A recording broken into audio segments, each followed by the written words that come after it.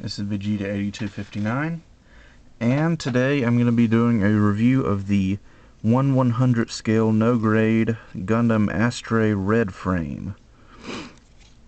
And this is my very first Gundam Seed model kit, and I'm pretty satisfied with it. I've always liked the Astray's designs because I just think it's really it's very unique to have a Gundam that has very minimal armor on it. I mean, almost half of the inner skeleton is exposed, and I just thought that was a very unique take on a mobile suit, which is, I think, one of the reasons I'm drawn to it. So let's get into this review. For colors, you get white on the outer armor parts. You get red, which is mostly just for the inner frame. You get black for the beam rifle and the chest here, on the shield, the backpack, and on the feet. You get a little bit of gray just on the lower torso here. And you get some clear pieces just for the eyes and the forehead. And there's a large chrome piece, which you'll see later. For poseability, I was very impressed with this kit. The poseability for this is amazing. It's almost master grade quality. Start off with the head.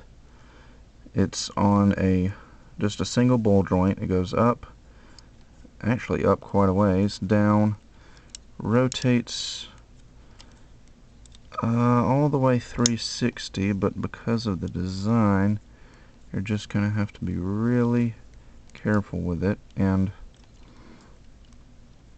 well, I got it over the other way. I don't know how to get it back. Anyway, the shoulders have a joint down in the torso, so they can go up and forward and back, and then the shoulders rotate, then they can go up and down, and I just dropped a piece.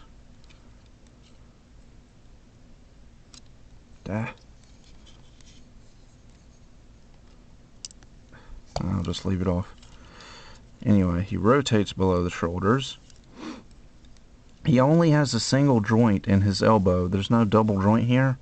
However, that single joint can bend all the way up here, which is very impressive. I think a lot of that's due to the shape of the arm, and because he has such minimal armor on his arm.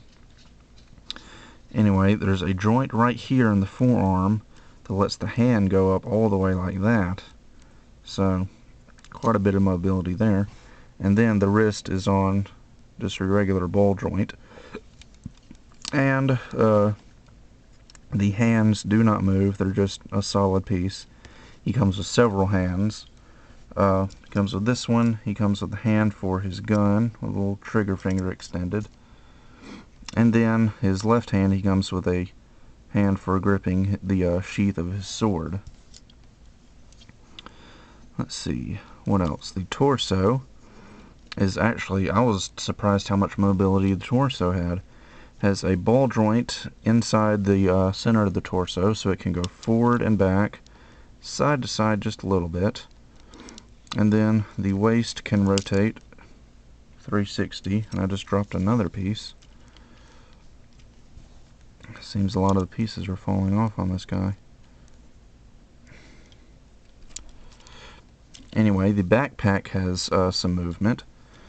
It can come loose and then come down here. I haven't quite figured out the purpose of that, but that option is available to you if you like having your backpack on the butt. Although it does reveal some nice detail on the back of the inner frame. Let's see, onto the skirt armor. The front skirt, which is just one solid piece except for these red parts, moves up and down and can rotate just a little bit. The side skirts are on pegs, so they can rotate and move up and down. And then the back skirt does not move at all. This is just one solid, non-movable piece. The hips are not on ball joints like a lot of 1/100 scales. They're actually on pegs, which I prefer. So they can go forward and back quite a ways due to the lack of armor and the small skirts. They can't go out very much. They only go out about that far. So that's the one bad thing about it. But they do rotate below the hip. So that kind of makes up for it. The knee joints are double jointed, so they can pull off almost a full 180. Ooh, almost dropped him. And then the ankles are on a ball joint, so they can move side to side, forwards and backwards, and they can rotate 360. And there's a joint inside the foot which lets it go very, very far forward. So that should help out with some of the more extreme poses. Now for his accessories, you've seen the shield.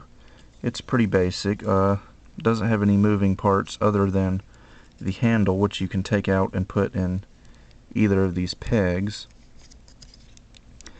But the little mount for the shield has 2 pegs on it, so you could take this off and have it mounted on the back of his arm, like so.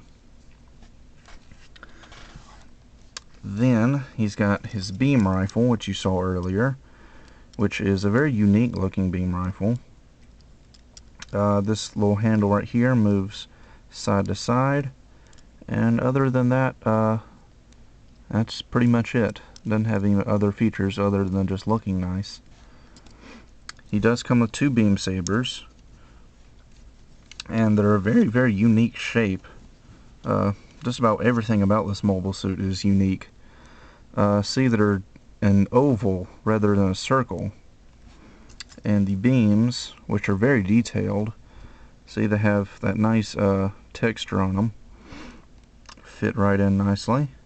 And he holds on to them pretty nicely. They're kind of loose, but at least they stay in his hand.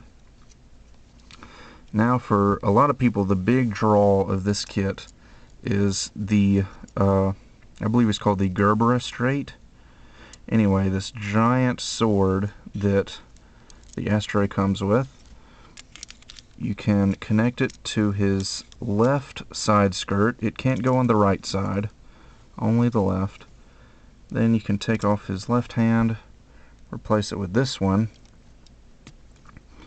and he can, let's see if I can do this. He can hold on to his sword like so. Very nice samurai pose. And then you pull it out, and it's a very long, very nice chrome blade. And I was reminded of my Master Grade Shin Musha Gundam when I was assembling this.